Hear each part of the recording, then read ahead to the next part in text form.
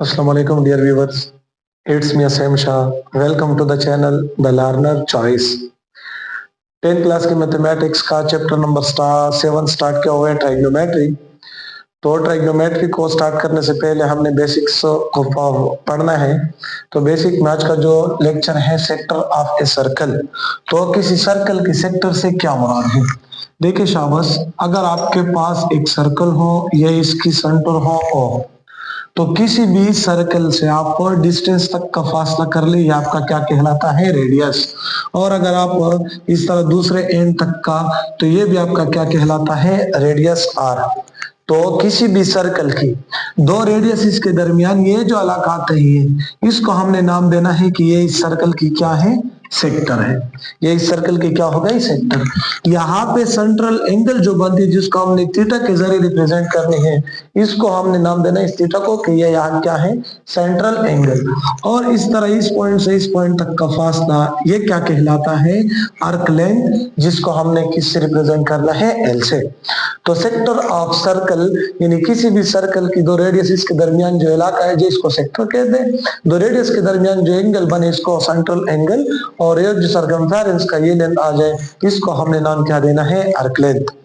अब किसी भी सर्कल की इस आर्क लेंथ को आपने किस तरह से फाइंड आउट करना है?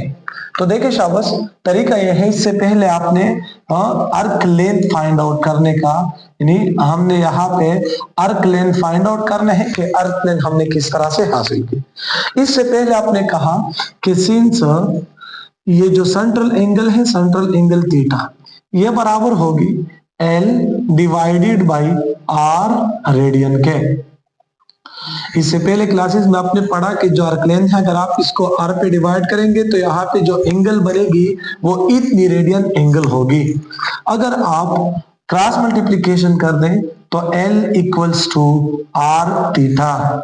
यानी इस फॉर्मूले की मदद से अगर आपको L और R दी गई है तो थीटा यानी आपने एंगल हासिल करनी है रेडियन में। अगर रेडियन में एंगल और रेडियस दी गई है तो इस फॉर्मूले से आप क्या हासिल कर सकते हैं? एल। और इसके साथ अगर आपको दोनों तरफ यानी यहाँ पे भी आर पे डिवाइड कर दो, यहाँ पे भी तो और थीटा पे डिवाइड कर दो, तो थीटा और थीटा कैंसिल, यानी R is equal to L divided by theta. यानी ये तीन फॉर्मूले हो गए।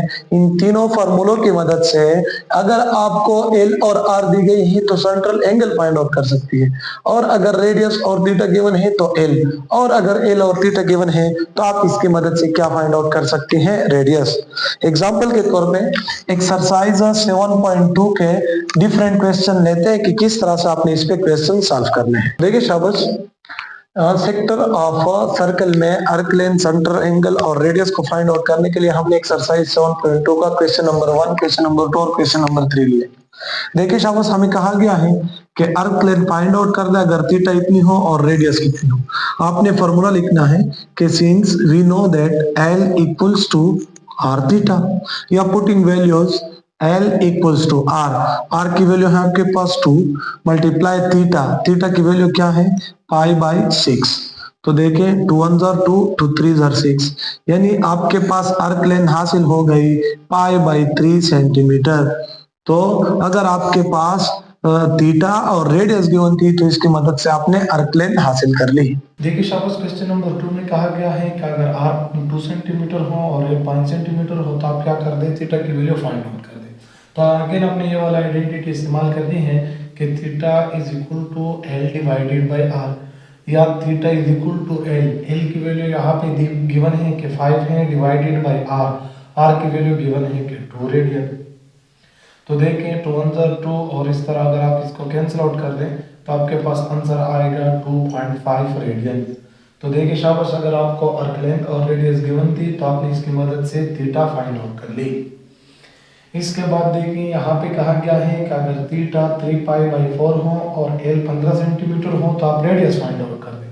तो देखिए शाबाश, आपने ये वाली रिलेशन इस्तेमाल करनी है कि since we know that R is equal to L divided by theta, या implies that r is equal to l। l की वैल्यू आपको गिवन है 15, इस बटा की जगह मैं लगा रहा हूँ डिवाइड बाई थीटा, थीटा की वैल्यू गिवन है 3 पाई बाई 4। अब देखिए शाबाश, 15 अपनी जगह पे, तकसीम की जगह हम लगाएंगे मल्टीप्लिकेशन, तो इसका रेसिप्रोकल बन जाएगा 4/3 पाई, या 3 1 जार 3, 3 5 जार 15 और 5 4 जार 20 डिवाइडेड बाई पाई। तो ये आपके पास क्या आ गया, रेडियस, यानी 20 डिवाइडेड बाई पाई सेंटीमीटर। तो ये हो गई सेक्टर ऑफ सर्कल और सेक्टर ऑफ सर्कल के साथ रिलेटेड क्वेश्चंस। उम्मीद है कि आपको सेक्टर ऑफ सर्कल की समझ आ गई होगी। अल्लाह हाफिज़।